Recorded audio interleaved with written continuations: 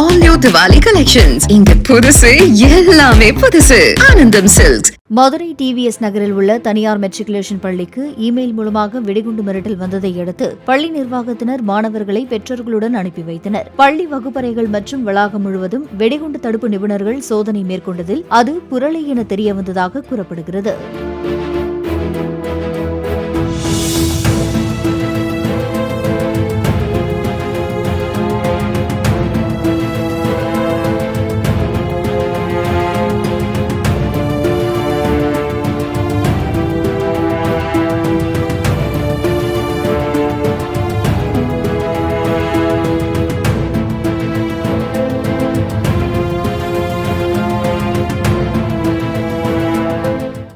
All new Diwali collections. இங்க புதுசு எல்லாமே புதுசு. ஆனந்தம் சில்க்ஸ்.